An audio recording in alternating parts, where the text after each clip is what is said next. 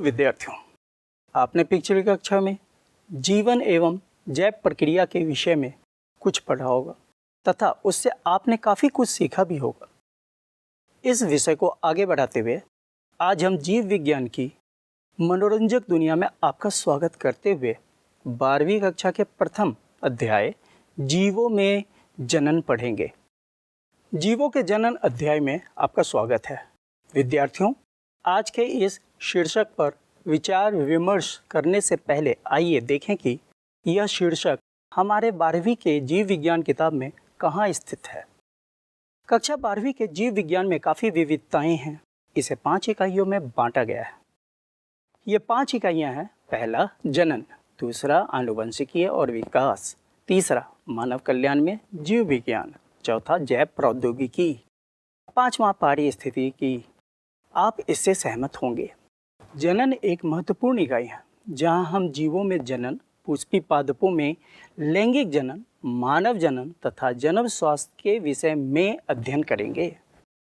विद्यार्थियों, इस अध्याय में हम विभिन्न जीवों में जनन के विभिन्न सिद्धांतों से परिचित होंगे।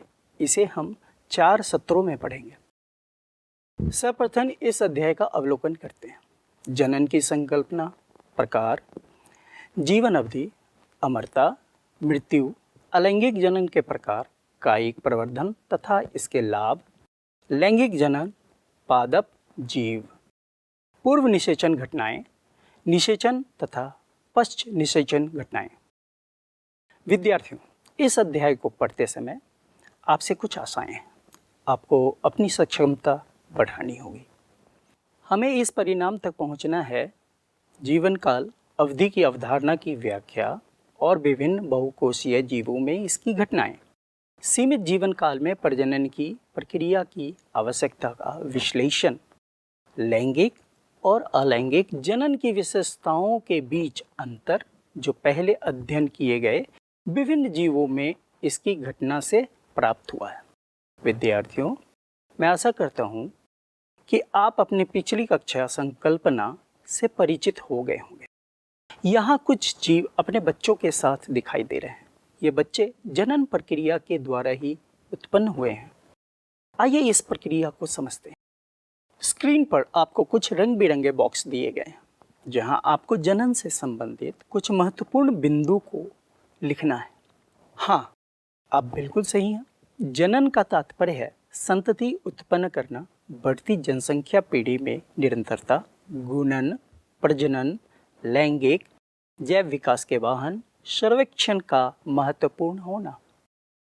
विद्यार्थियों, जनन एक जैविक प्रक्रिया है जिसमें जीव संतान पैदा करता है और यह जीवन की निरंतरता बनाए रखने में मदद करता है। आप देख रहे हैं कि इसमें एक जीव जनन के द्वारा अपनी संख्या बढ़ा रहा है। क्या आप इस जीव के जनन प्रक्रिया को जानते हैं? हाँ, यह पैरामीशियम है जो द्विखंडन विधि द्वारा जनन कर रहा है। आइए अभी हम एक कदम आगे बढ़ाते हुए पिछली कक्षा में प्रजनन के कुछ शब्दों को स्मरण करते हैं। स्क्रीन पर इन रिक्त बक्सों में आप जनन से संबंधित शब्द लिखें, जैसे युग्मक, निषेचन, पराग, स्त्री केसर, अंडाशय, शुक्राणु इत्यादि। अगर इन सभी शब्दों का ध्यान से अध्ययन करेंगे, इस अध्याय को आप अच्छी तरह से समझ पाएंगे। पूरा अध्याय इन शब्दों पर ही आधारित है। विद्यार्थियों, आपने अपने आसपास बहुत सारे जीव देखे होंगे, जैसे पालतू जानवर और चिड़िया, घर में जंगली जानवर। आपने यह अवश्य ही अवलोकन किया होगा कि जो जीव इस पृथ्वी पर पैदा होते हैं, एक न एक दिन उनकी मृत्यु हो जाती है। किसी जीव के जन्म से लेकर प्राकृतिक मृत्यु तक की अवधि को उसका जीवन काल या जीवन अवधि कहा जाता है। विद्यार्थियों, आप इस चित्र में बहुत तरह के जीवों को देख रहे होंगे। आप इनकी जीवन अवधि लिखें। बिल्कुल सही। यहाँ आप देख सकते हैं कि विभिन्न जीवों में जीवन अवधि भिन्न भिन्न होती है। हमने विभिन्न जीवों में जीवन अवधि देखी। आपने कौवा और तोता की जीवन अवधि की तुलना की होगी। दोनों पक्षी हैं, परंतु उनकी जीवन अवधि में अंतर है लगभग 135 वर्षों का। इसी तरह आम और पीपल के पेड़ों की जीवन अवधि में काफ़ी अंतर है। इससे हम इस नतीजे पर आते हैं कि जीवों के आकार का उसके जीवन अवधि से कोई परस्पर संबंध नहीं है। जब हम किसी जीव की रचनात्मक संगठन देखते हैं तथा उसकी जीवन अवधि, तो हम इस निष्कर्ष पर पहुंचते हैं कि बहुकोशिकीय जीव की मृत्यु एक न एक दिन होती है, जबकि एक कोशीय जीव में ऐसा नहीं होता है। आप इस चित्र को ध्यान से देखें। यहाँ अमीबा द्विखंडन विधि द्वारा अपनी संख्या बढ़ाता है। यहाँ अमीबा जनक कोशिका है और द्विखंडन विधि से 2 संतति कोशिका में बंट जाता है।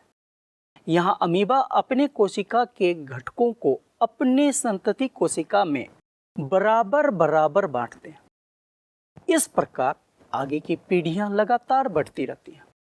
इस प्रक्रिया में अमीबा 2 संतति कोशिकाओं में बंटने से वह अमर हो जाता है। यह प्रक्रिया एक कोशीय जीवों में भी पाया जाता है, जैसे यूग्लिना, पैरामीशियम इत्यादि। जनन एक जैविक प्रक्रिया है जिसमें एक जीव पीढ़ी के बाद प्रजाति की निरंतरता के लिए खुद के समान संतानों को जन्म देता है। जनन वह प्रक्रिया है जिसके कारण इन जीवों के अधिकांश जीवन काल के बावजूद पौधों, जानवरों और सूक्ष्म जीवों के रूप में पृथ्वी पर जीवन मौजूद है। अब हम एक क्रियाकलाप करते हैं जिससे आप अपनी पिछली कक्षा में पढ़े हुए अध्याय को स्मरण कर जनन के प्रकार विभिन्न जीवों में कैसा होता है लिखें। आप यहाँ जनन के प्रकार का जीवों से सम्मिलन करें। यहाँ आपको 5 जीव दिए गए हैं, उसके जनन के प्रकार लैंगिक, अलैंगिक या दोनों उसमें भरे। आपने जो टेबल भरा उससे हम इस निष्कर्ष पर पहुँचते हैं, अलैंगिक जनन मुख्य रूप से उन जीवों में पाया जाता है जिसमें अमीबा, यूग्लिना, प्लेनेरिया आदि जैसे सरल संगठन होते हैं। लैंगिक जनन उन जीवों में पाए जाते हैं जिनमें जटिल संगठन होते हैं, जैसे कि एंजियोस्पर्म, स्तनधारी इत्यादि। अधिकांश जीवों में जनन के दोनों प्रकार होते हैं। अब हम जनन के संकल्पनाओं को समझ गए हैं तथा यह भी जान गए हैं कि विभिन्न जीवों में विभिन्न प्रकार के जनन होते हैं। आइए अब हम यीस्ट में मुकुलन का निरीक्षण करते हैं। माता पिता कोशिका, जनक कोशिका के असमान विभाजक द्वारा प्रकोप का विकास। एकल माता पिता शामिल, कोई युग्मक नहीं बनते। यहाँ जीवों को पहचानें। ये ब्रायोफाइलम, कॉकरोच, हाइड्रा, पैरामीशियम तथा मेंढक है। आप अपनी पिछली विद्या के आधार पर इन जीवों के जनन के प्रकार तथा युग्मकों के संलयन प्रस्तुत तथा अनुपस्थित भरें। आपने बिल्कुल सही भरा होगा।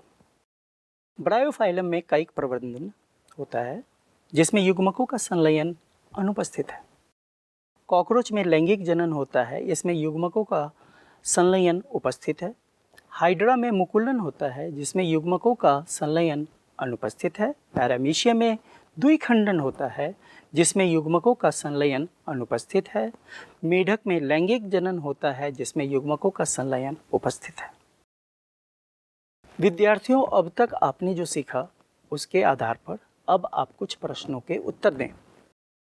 पहला प्रश्न, किस प्रकार के जनन में एकल माता पिता शामिल हैं? दूसरा, किस प्रकार के जनन में युग्मकों का कोई संलयन शामिल नहीं है? तीसरा, किस प्रकार के जनन में 2 माता पिता शामिल हैं? चौथा, किस प्रकार के जनन में युग्मकों का संलयन शामिल है? आशा है आपको इसका उत्तर पता होगा। पहले प्रश्न में अलैंगिक जनन में एकल माता पिता शामिल हैं। दूसरे प्रश्न में अलैंगिक जनन में युग्मकों का संलयन शामिल नहीं है। तीसरे प्रश्न में लैंगिक जनन में 2 माता पिता शामिल हैं। चौथा, लैंगिक जनन में युग्मकों का संलयन शामिल है। इससे हम इस निष्कर्ष पर पहुंचते हैं कि जनन 2 प्रकार के होते हैं, अलैंगिक और लैंगिक। जब संतति की उत्पत्ति एकल जनक द्वारा युग्मक निर्माण को भागीदारी के साथ अथवा इसकी अनुपस्थिति में हो, इसे अलैंगिक जनन कहते हैं।